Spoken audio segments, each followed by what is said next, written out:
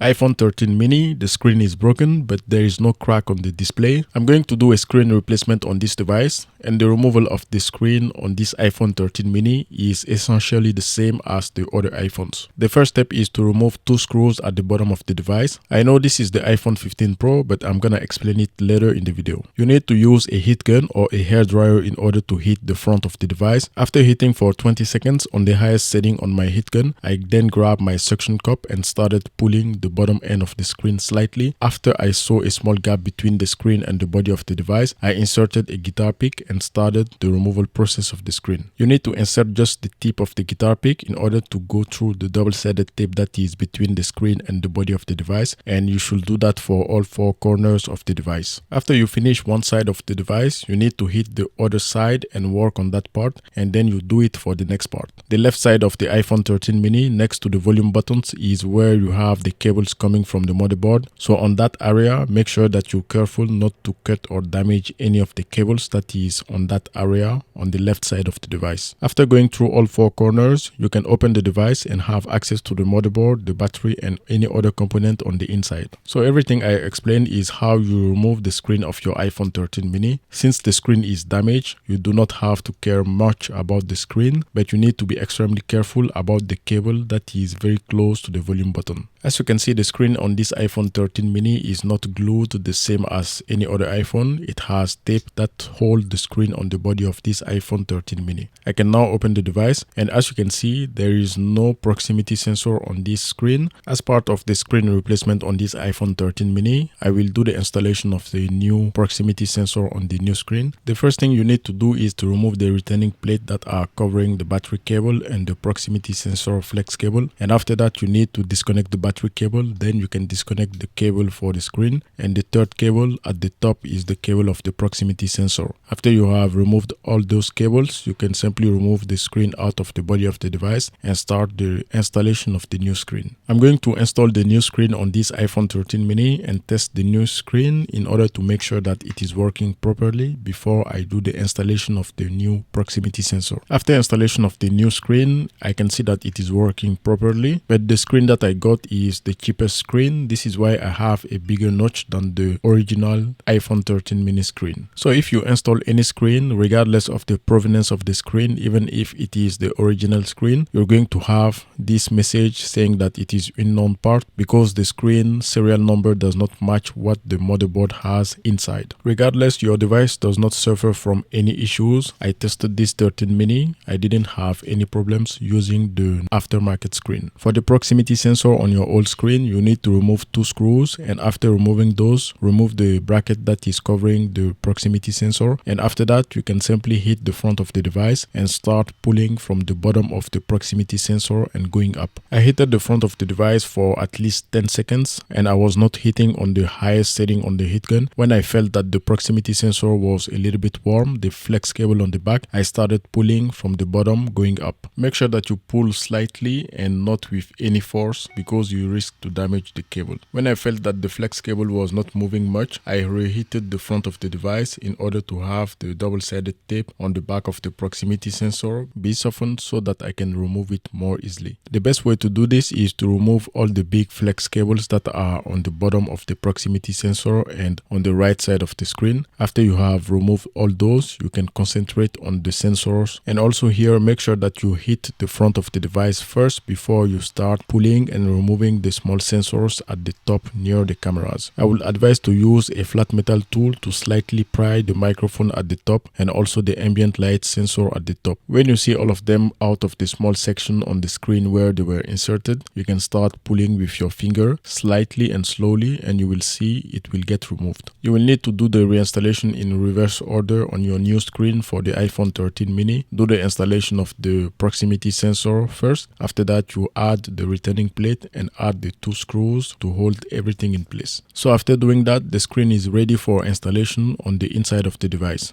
This is the new aftermarket proximity sensor that I am going to install on the iPhone 13 mini. The installation is pretty easy. I just remove the plastic on the back protecting the double-sided tape, and after that I have installed the proximity sensor on the inside of the device. For the iPhone 13 mini, you need to remove 3 screws in order to have access to the proximity sensor on your old screen. So here's the new screen installed with the proximity sensor on the back of this iPhone 13 mini. At this point, you need to test the screen again with the Face ID and make sure that everything is working as intended, because you have reinstalled everything on the inside of your iPhone 13 mini. This is a new double-sided tape that came with the new screen that I got, and I am going to install the double-sided tape on the body of the iPhone 13 mini first. After that, I apply some pressure on the body of the device around the side of the iPhone 13 mini to make sure that the double-sided tape stick on the body of the device. So when not done right, you can see that the double-sided tape has not stick on the body of the iPhone 13 mini. So I did again, applied some pressure on the body of the device, especially on the double-sided tape that was just installed on the iPhone 13 mini. I have decided to change the battery on the iPhone 13 mini since it is already open. So this is why I'm doing the replacement of the battery at the same time. After installing the new battery, I'm going to connect the screen back on and add all the returning plate and make sure that everything looks good before I test the screen one last time to make sure that Face ID is working. Since the double-sided tape is not of great